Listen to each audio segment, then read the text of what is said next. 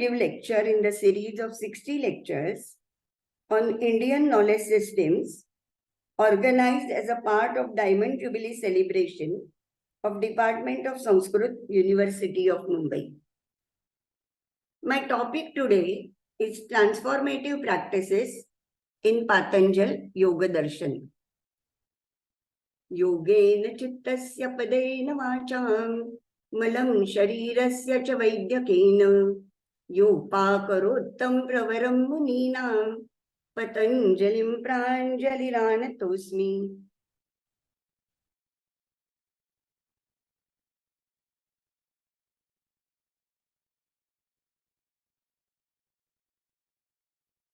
As you know, Patanjali Yoga Darshan is one of the 6 orthodox systems of Indian philosophy. It has the sound basis of Sankhya metaphysics. Yoga Darshana traces man's journey towards a state which is free from 5 kleshas, avidya, asmita, raga, dvesha and avinivesha, and karma, and which unfolds infinite knowledge. Patanjali gives 4 paths to reach this goal. They are meant for people of differing temperament as well as capacity. I will speak about them little later. The word yoga in Yoga Darshana does not mean joining. Vyasa in his Bhashya on Yoga Darshana says, Yoga is samadhi, yoga samadhi, such a sarvabhaumaha chittasya dharmaha. And it is a characteristic of chitta pervading all its planes. Chitta has many bhumis, many planes, and these are due to the predominance of one of the three gunas. The one plane is dull, that is mudha, where tamas predominates. Kshipta, that is restless, where rajas predominates. Then occasionally steady, that is vikshipta, where normally it is restless, but occasionally it can become concentrated. Then ekagra, that is one-pointed, where sattva predominates, and restrained, where sattva is also restrained. And there is no thought in the mind, no modifications in the chitta at all. The journey of yoga is towards this ekagra and niruddha chitta.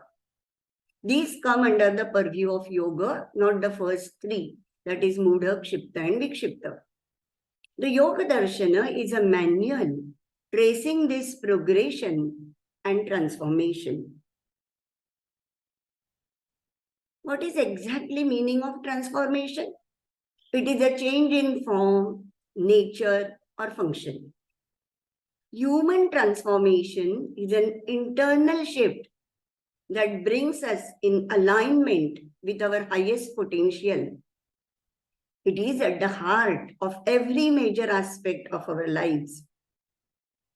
It also means consciously developing physical well-being, mental fitness, emotional health, and in the context of yoga, restraining modifications of chitta. Then and then only the seer is established in his own form, which is the aim of yoga. Tada drashtu swarupe avasthanam. Now, what is the word that is used by Patanjali for this transformation? He uses the word bhavana in this sense. And it is used 4 times in Yoga Darshana. Everywhere it has the same meaning. Basically, the term bhavana is from Ayurveda. And it is a process.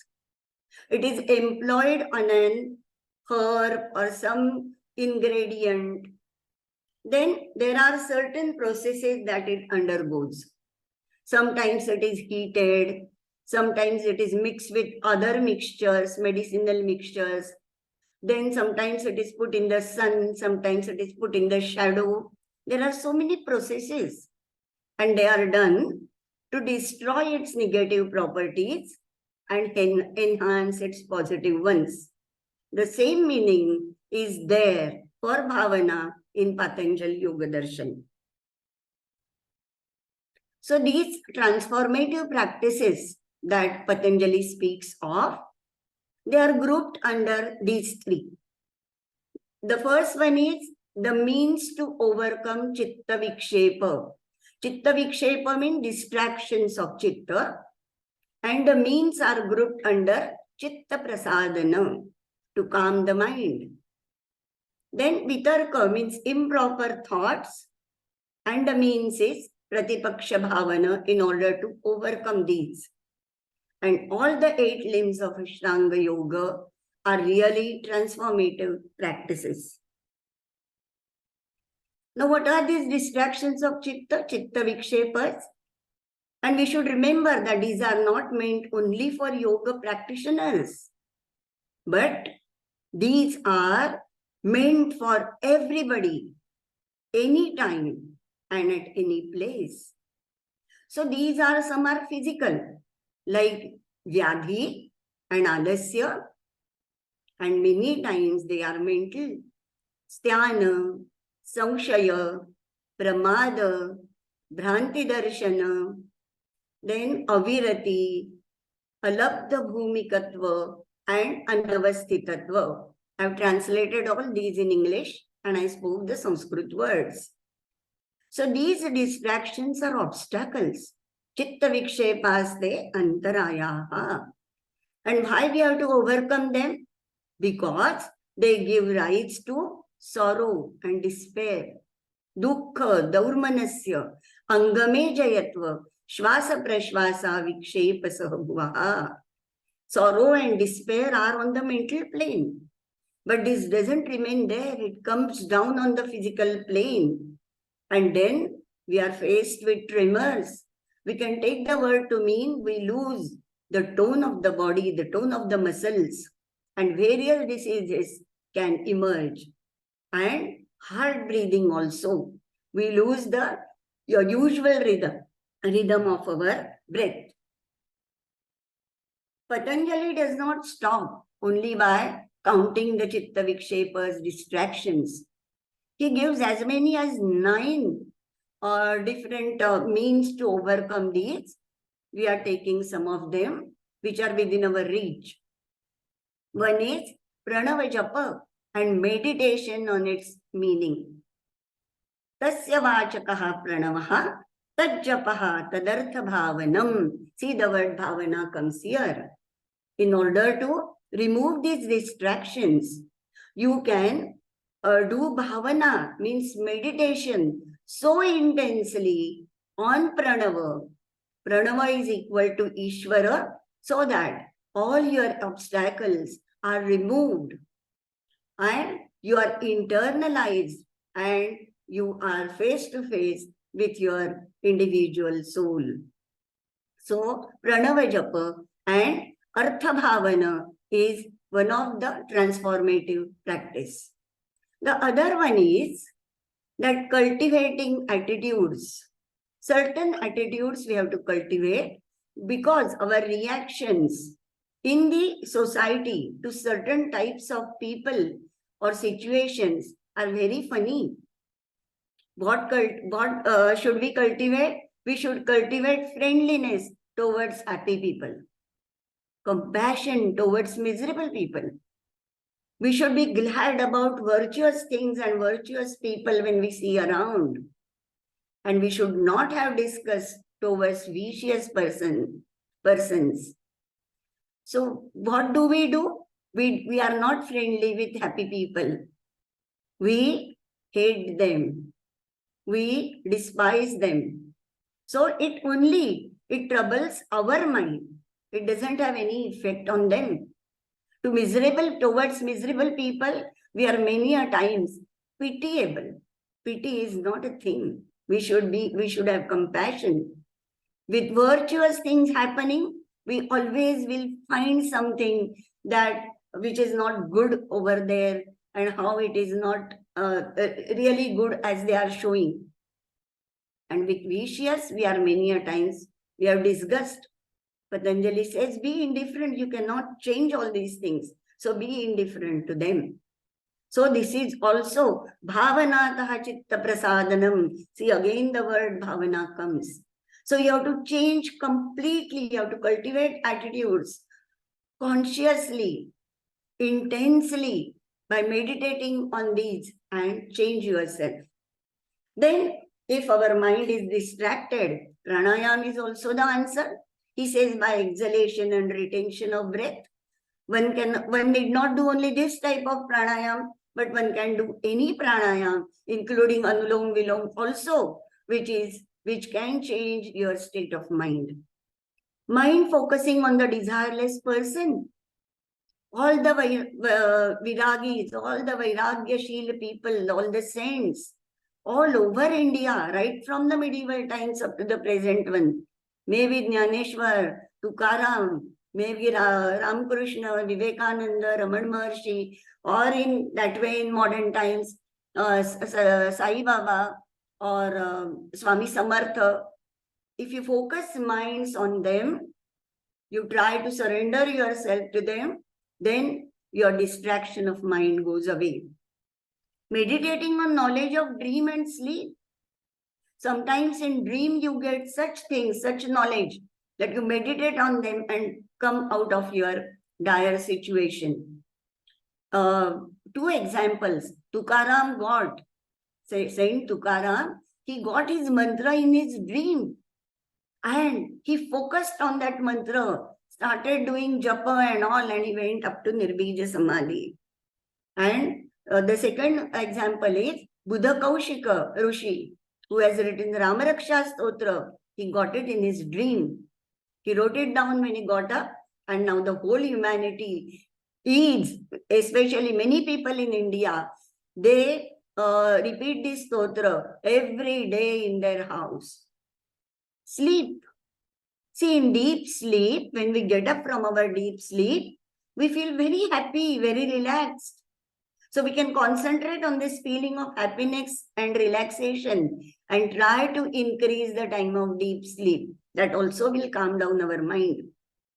And Patanjali Muni is so Catholic, so broad-minded. He says, you don't approve any of this? Okay, yatha abhimata dhyana dva. Meditate on the object of your own choice.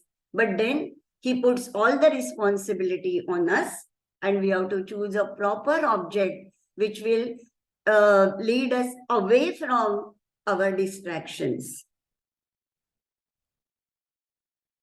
Now, Ashtanga Yoga.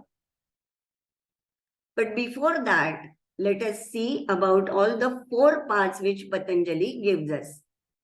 He gives 4 paths, and as I told you, they are for practitioners with differing capacity and understanding. Abhyasa Vairagya is for very samahita, for those who have samahita chitta, who have very balanced type of mind and who are superior type of practitioners. Kriya Yoga comprises of tapas, svadhyaya, ishvara pranidhana, and it is for the middling type of practitioners. Ishvara pranidhana is for those who are very emotional, who can surrender themselves at the feet of the Lord, at the feet of the Ishvara. For them, Ishvara pranidhana. And Ashtanga Yoga is for common people like all of us. It is a structured discipline trying to balance all the aspects of a human being. Now, what is the peculiarity of Ashtanga Yoga? In Ashtanga Yoga, everything is brought under observation and volition. First we observe, then we try to change it. Yoga breaks habits on various levels and thus emerge new functional and structural patterns. Voluntary activity can change brain maps. Unused areas in the brain can thus be used. I am not saying this in the air. There are proofs. So many projects were undertaken, and it is proved that all these things happen. Even in India, some of these projects are being taken. And It is proved there is no time to present the outcome of those in detail, but this is the outcome, the gist of the outcome I have given you. What do we do in Yama and Niyama? See, if you cast a glance on the 8 limbs, see in Yama and Niyama, the word Yama prevails. In Asana, it is not there, but in Pranayama, again Prana plus A plus Yama is Yama. And Dharana, Dhyana, Samadhi, for these, Patanjali uses one word, that is Sanyama. There also Yama prevails. That means you have to have control. Observe, change, try to control. So in Yama and Niyama, what do? Our social and personal behavior. Social behavior in Yama, the personal behavior in Niyama is observed and we try to change it. In Asana, we change the movement of physical body. In Pranayama, we don't just observe breathing, we try to manipulate it. In pratyahara, we do something with senses, which are always running outwards. We try to internalize them. So the function is changed, it is transformed. And in Dharana, Dhyana, thought activity, this is also a movement. We observe it and try to have control on it. This will lead to samadhi. Now let's find out the importance of Yama and Niyama. It is not understood at all, and let aside its practice. Nobody is keen on practicing it. Everybody is after asana and pranayama only. But Yama and Niyama is a framework for the practice of different limbs of yoga. These can be interpreted as values which one has to inculcate in one's life. Yamas are 5 in number, and they are innate behavioral tendencies to be controlled. First one is ahimsa, non-injury. Mentally, physically, and by speech also, we should not kill or injure others. It can be taken as non-aggression also. Towards others and towards oneself also, one has to remember that. We should not do himsa at any moment on ourselves, maybe physically, maybe mentally, maybe emotionally. The ahimsa will flower when one is established. It will flower in love for all and service to the mankind. Satya, if you see the etymology, Satya is from and it means worthy of existence. So, untruthfulness is not worthy of existence. But this untruthfulness, out and out lying, that is untruthfulness. But there are many shades of untruthfulness. There is overestimation or underestimation of any person, any mission, any activity, any virtue, or hypocritical statements. Hypocritical behavior, that also comes under asatya, and we have to check it. Asteya is non-grabbing. We are all civilized people. We won't grab any tangible thing from anybody. But we may grab intangible things like credit. We won't mind taking credit of another person. So that is asteya. Even misappropriation of others' property, public property. When you are angry, you just go on hitting the stations and the cars and do all those things. This is also steya. This is also chaurya karma. And another thing is the privileges that we do not accrue, that do not belong to us. We try to take advantage of them. That is also steya. And we have to be away from all these things. See, grabbing has a circuit in our brain. All these have circuits in our brain. Why? Because the aim is to protect yourself. But it doesn't get restricted there. And it is extended to other things where it is not needed. Now, brahmacharya, really misunderstood word. Charya is lifestyle. Brahma is ultimate reality. A lifestyle which takes one towards ultimate reality. So brahmacharya means you have to regulate and channelize all your energies. Physical energy, mental energy, emotional energy, not only sexual energy, all the energies you have to channelize. And the energies that we have got from nature, that also we have to use very diligently. So it really means a lifestyle of regulated consumption and avoiding overindulgence. In our case, in our case and in the case of nature also. Aparigraha means non-hoarding. If you go on collecting things, it takes a lot of time to look after them. And then what happens? If they are lost, if they are broken, you are very sorry. And all this is too much of hassle. So it's better to have things which only one needs. So these are the basic tenets of social wellness and even more profound ecological wellness. These yamas provide a universal framework which makes us humane. Though we are human beings, we may not have humane qualities. Conservation oriented, existence promoting, consuming bare essential, and abstaining from stealing and hoarding. Come to niyamas. Niyama is control with more specification in personal life. Shaucha means cleanliness, both internal and external.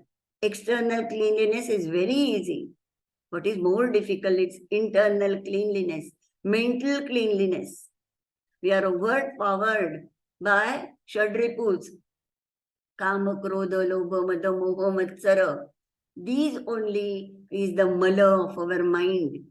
And we have to do away with them. For that, so many methods are there. Namasmarana is also good. Artha Bhavana of Onkara Japa is also good. Pranayama is also good. So we have to choose any one of them and do the internal cleansing also. Santosha refers to a feeling of contentment, irrespective of expectation or outcome. See, normally it is said that you should not be contented, otherwise you will not progress. True. We should have a aim always higher.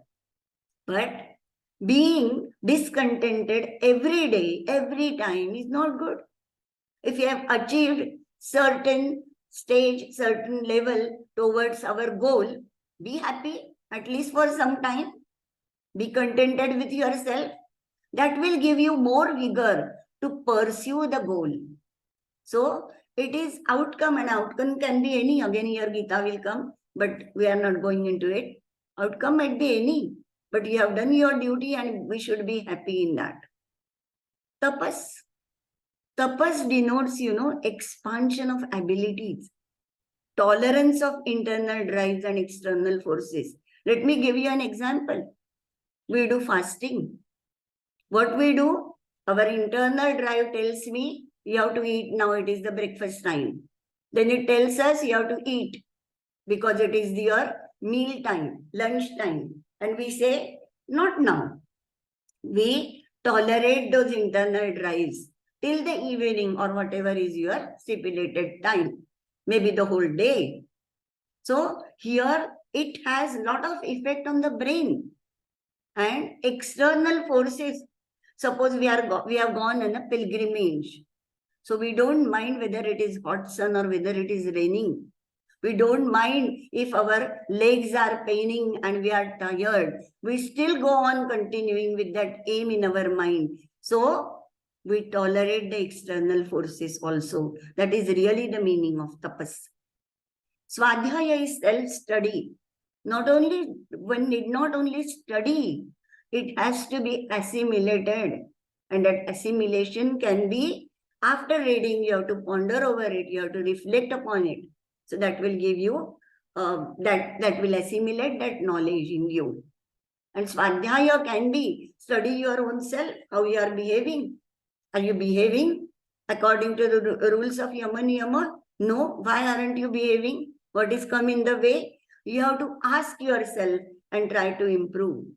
And Ishvara Pranidhana is to submit oneself to the higher governor or judgment. One who do not believe in Ishvara, then they believe only in themselves. And then that increases the ego. And ego, when will it bring you down? You never understand. So whatever, you have to submit yourself to higher judgment, higher governor. Okay. The 5 Yamas provide a universal framework not only for emotional wellness, consisting of satisfied nature, tolerant of hardship and uncertainty, being able to trust and submit. They also lay the ground rules for effective learning, namely regular self-study, hard work, deriving satisfaction, avoiding self-indulgence, which together shape individuals' character. Importance of Yama Niyama. I've done a course in neuroscience of yoga, and we have taught there how high order brain system is involved in the development of Yama Niyama. It will have effect on our hippocampus and amygdala. No time here to explain it more. Brain never stops changing across the lifespan. It is called the plasticity. In this process, Yama and Niyama help tremendously, as they are expected to be operative during the practice of all the subsequent limbs of Ashtanga Yoga. You have to practice them throughout your life and prove to be the important parameter to assess one's progress on the path of yoga. Vitarka. Now, so many virtues we have heard in Yama and Niyama. When we try to follow them, when we try to imbibe these principles in life, definitely contrary thoughts will arise. How are these thoughts? The thoughts of aggression, grabbing due to greed, hoarding out of anxiety, inconsiderate consumerism, discontentment all the time, and others. All these, they make the chitta unstable. So what Patanjali says, vitarka vadhane pratipaksha bhavanam. These are called vitarkas. Why they are caused? By anger, greed, and delusion, which lead to unending misery and ignorance. Krodha loha moha purvaka dukkha jnanananta phala iti pratipaksha bhavanam. What is this? Pratipaksha bhavana is a transformative practice. I told you again, he uses the word bhavana here. Patanjali suggests pondering over the opposites as an effective means to combat negative thoughts. And this pondering over opposites is not a dull mental method. It should be so intense that ultimately you will change yourself. Automatic the change would happen. And many of my students have tried that and they are really benefited by this. This technique is more deep than venting out thoughts and emotions or suppressing them. If you vent out thoughts, you really injure others. You really make other people very unhappy. And you yourself also become very distracted. And by suppressing, it's of no use. Everything is inside you. Instead, the undesirable mental habit you should replace by habit of an exactly opposite kind. How? By pratipaksha bhavana. So if the aggression comes to your mind, injury, you want to injure somebody mentally or by speech, just opposite, ahimsa. Ahimsa, you should ponder over ahimsa, the effect of ahimsa, the value of ahimsa, so much that it will change your negative thought. In short, in Yama and Niyama, the focus of attention and observation is our behavior. One should scan this constantly, diligently, and correct it wherever necessary. This is a transformative technique given by Patanjali to minimize sorrow and ignorance that pervade human life. Now we come to Asana, which everybody knows. It is the real first step of yoga because nobody knows about Yama and Niyama. For us, it is the third step. Asana signifies a steady and comfortable posture. Sthira Sukhama Asana. This physical seat indicates physiological and functional stability. Steadiness, stability, where in physiological and functional stability is also hinted at here. And this is to be attained effortlessly by fusing the mind with the infinite. That means your mind should not be only in your body. Take it out of it and focus it on something which is outside your body. Prayatna Shaithilya Ananta Samapattivyam. Now, how to do asanas in a proper way? It is not just attaining a particular position anyhow and coming out of it. No. Here, attention can be used as a tool to observe body sensations. When you do any asana, observe body sensations. What is happening where? At muscular level, at joint level. Internalize yourself. No awareness, no yoga. Or be aware of your breath. And train the brain areas which are normally unused. It can really happen. If you do yoga in a correct way, not in 1 or 2 days or 1 or 2 months, maybe for years, if you are doing for 4 or 5 years, definitely this change takes place. The effect of asanas is that opposites, tato dvandva anabhighataha. Our body runs on opposites. They are on physical level, physiological level, psychological level. So sukha dukkha is psychological level. Then physical, physiological, our inhalation, exhalation are opposites. Then sensory nerves, motor nerves, opposites. Then contraction and extension of muscles, opposites. If they run smoothly, then we have good health. So these opposites do not affect the practitioner of asanas. Tato dvandva anabhighataha. Now we come to pranayama. The first requirement for pranayama is that you should be quite proficient in asanas. Tasmin sati shvasa prashvasa yorgati vicheda pranayama. The special feature of pranayama is the manipulation of breathing by breaking the movement of inhalation and exhalation and not just observing it. The meditative nature of pranayama, whether it gives more oxygen, less oxygen, lot of carbon dioxide is wiped out, all these things Patanjali doesn't talk. He says that it diminishes because of pranayama, the covering on inner light is tatakshiyate prakashavaranam, gets on diminishing. So there is illumination within, which is just covered. That covering is diminishing slowly and the light will manifest itself. And dharana sucha yogyata mansaha. It makes the mind capable of dharana. See, we are not capable of dharana otherwise. We cannot focus. We can focus only on the things we like. But that doesn't guarantee that one will be able to focus anytime, anywhere. For that, you have to strive hard. Its practice makes the mind so calm, practice of pranayama, that now it can focus on a particular place or spot. This is the last of the Bahiranga Yoga. First 5 are called Bahiranga Yoga, Yama, Niyama, Asana, Pranayama and pratyahara. It is the last limb of the Bahiranga Yoga. It is about senses.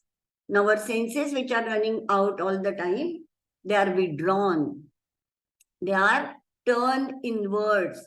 And it happens automatically. Why? Because of the practice of previous limbs of yoga. Because our chitta is now not going out. It is internalized. And all these senses, they imitate chitta. Like the honeybees following the queen honeybee. So like that, they also become internalized. And this is the greatest control of the senses, which is absolutely necessary for advanced practices of yoga. With this, we come close to Antaranga Yoga. The Antaranga Yoga is Dharana, Dhyana and Samadhi. Now, what is the Adharana? Deshabandha chittasya dharana, focusing attention on any desha. He says space, not only spot. Patanjali doesn't say whether it is internal or external. Such a wide definition. You can focus on anything, but you have to focus. When you focus on desha, on some spot, on some space, then it is called dharana. Dharana is now you focus, then your mind goes out of that focus. Again, you have to bring it back. That thing happens in dharana. But tatra pratyaya ekatanata dhyanam. Dhyana is uninterrupted current of cognition, flow of awareness towards the object chosen in dharana. So the object should be the same. And now, constantly, our mind is focused on that particular object. Our flow of awareness is there itself. And the dhyana will only develop into samadhi when only the object shines. Tadeva artha matra nirbhasam swarupa shunyam iva samadhi. Only that object will remain. You will forget, I am meditating, or this is the process of meditation. And the consciousness is devoid of its essential nature. So these three, dharana, dhyan, samadhi, is really the beauty of yoga. And this is called antaranga yoga. The three together, see, because he is a sutrakara, he will not all the time use the word do dharana, dhyan, samadhi. He will give you only one word, and that is Sanyama. Trayam ekatra Sanyama. The three together constitute Sanyama. So now in the third chapter, when he's talking about vibhutis, he will use Sanyama. He will not have to use such big things, dharana, dhyan, samadhi, like that. So which literally means some samyak, Sanyama, Yama is control. So proper control, well-balanced state. It is a key for vibhuti attainments. It leads to illumination of wisdom. And this can be applied in stages to numerous objects. He has given that in detail in the third chapter of Yoga Darshana. These attainments are called siddhis in ordinary life, but they are obstacles on the path of samadhi, and one who is keen to go towards his ultimate aim is not supposed to get trapped into those. Now, I want to show that how this dharana, dhyana and samadhi is used by scientists, by artists, by literary artists, by performing artists in their endeavors. I'm not suggesting that they know all the earlier yoga, angas of Bahiranga Yoga, Yama, Niyama, Asana, Pranayama, pratyahara. No, I'm not suggesting at all. In spite of yoga, they are able to do it. Let's take the example.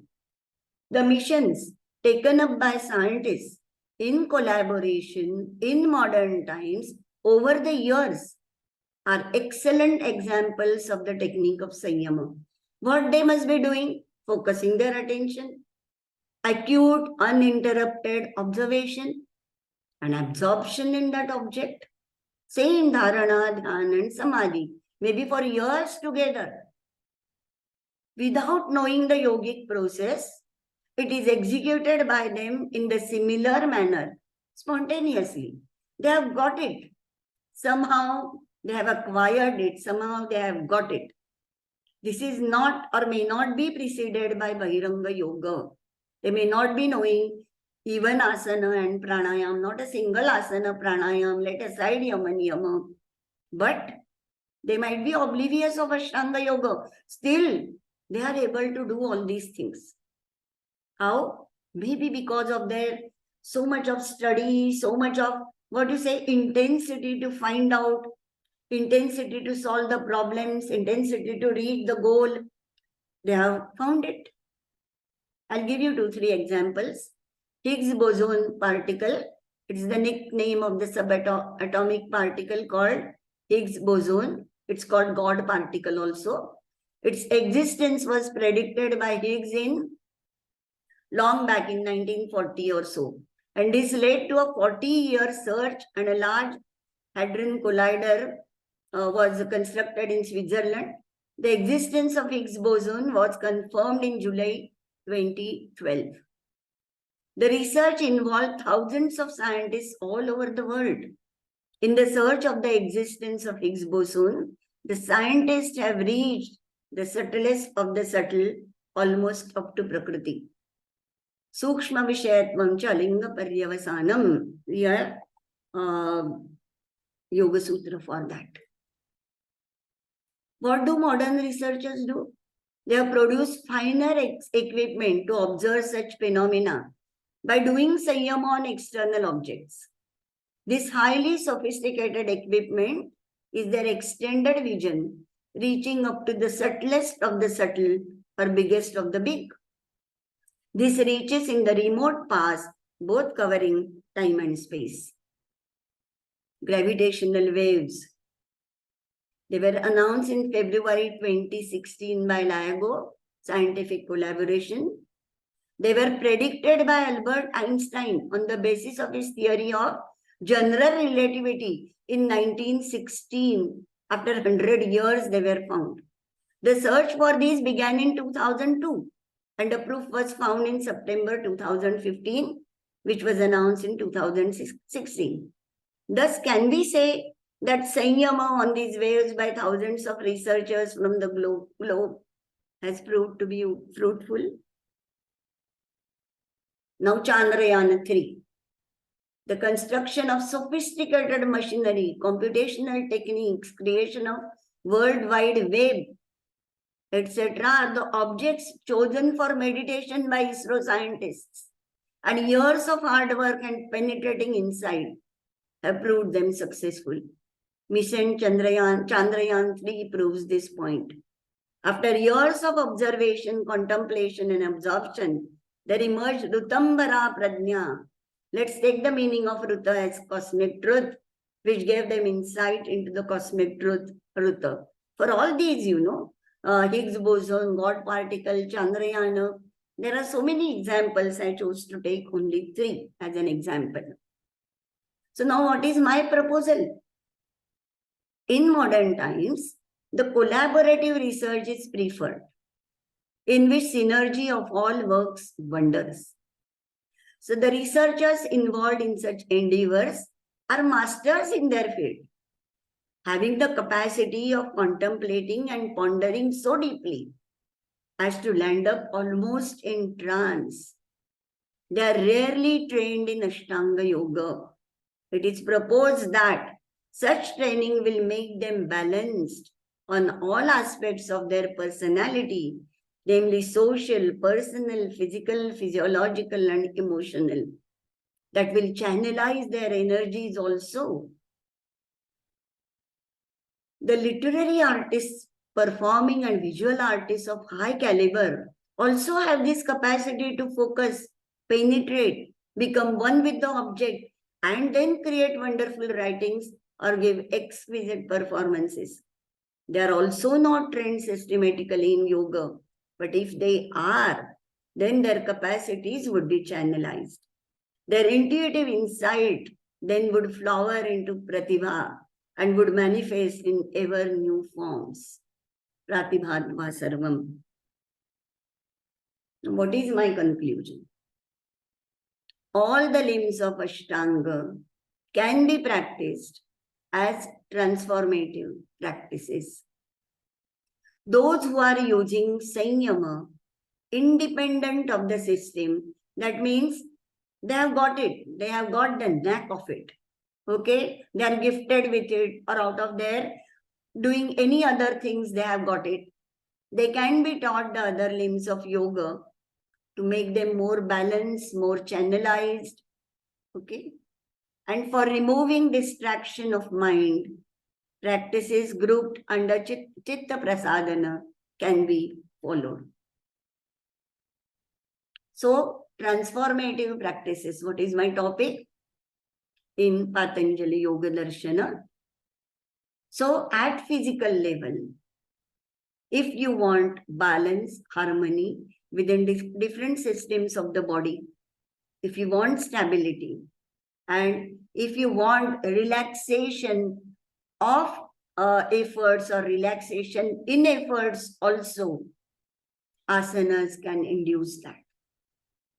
Asanas do have impact on autonomic nervous system.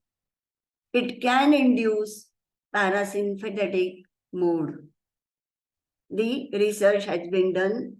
The proofs are out. They are read in international seminars also. Those inverted asanas can really, inverted means the Sarvangasana, Shirshasana, such asanas, they give you relaxation as if in deep sleep. Our brain likes such asanas.